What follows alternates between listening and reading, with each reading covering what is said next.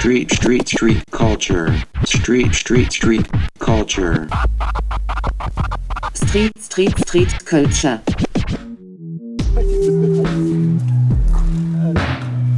Voilà, t'as un cœur qui bat.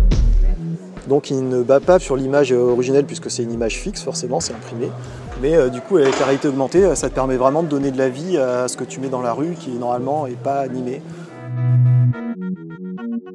Mon métier, j'ai toujours du mal à le définir. Avant, c'était juste artiste et illustrateur plus infini parce que j'avais pas envie de me poser de barrière.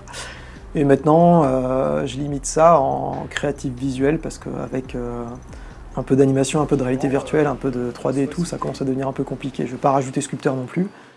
Il y a un truc qui m'a vraiment plu dans le street art, c'est que c'est rentré dans le champ de l'art contemporain de galerie et ça a ramené de la couleur, du figuratif et juste le plaisir d'avoir quelque chose qui est esthétique, qui en fait naturellement va parler à tout le monde. Et voilà. Tu peux zoomer aussi, hein, tu as plusieurs possibilités de couleurs qui vont bien et à chaque fois tu en choisis une.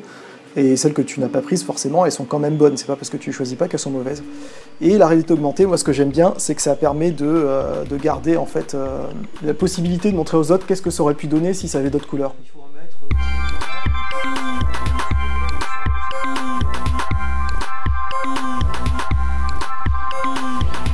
Le volume, ça, je trouve ça vraiment chouette aussi, parce qu'il y a un côté... c'est un peu comme des gros jouets, en fait, en plus d'être coloré. Et c'est un peu comme si ça permettait de réenchanter, ou en tout cas de ramener un peu de vie directement sur les murs. Et ça, je trouve ça vraiment chouette. Enfin, moi, quand je me promène dans la rue et que je vois des œuvres sur les murs, ça me fait du bien. J'ai l'impression qu'on est plus dans une ville plus humaine, en fait, pas juste dans des murs tout gris.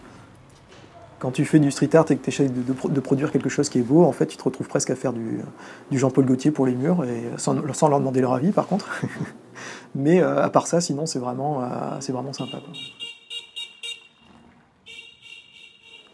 Là, ça ressemble vraiment à une expo à ciel ouvert. Puis moi, je m'imagine, si c'était pas moi, bon, ça c'est aussi important comme motivation, si c'était pas moi qui l'avais fait, je passerais dans la rue, je verrais ça, je trouverais ça génial. Enfin, il y a plein de couleurs, t'as des choses qui sont assez fantaisistes. Ma copine m'a dit c'est exactement ce que je ressens quand tu fais les nuages et tout. C'est la gourmandise visuelle. Là tu vois des petits ronds, ça ressemble presque à des fesses. Ouais, là forcément ça touche à la gourmandise visuelle. Donc c'est un mégot de cigarette avec une tête de mort sur le devant. Je crois que les dernières estimations, c'est qu'il y aurait plus de mégots de cigarettes dans les océans que de déchets de plastique. Alors que déchets de plastique, on parle quand même de continents dans l'océan Pacifique et tout, c'est assez violent. Il y a peut-être plus grave dans la vie, mais ça me saoule.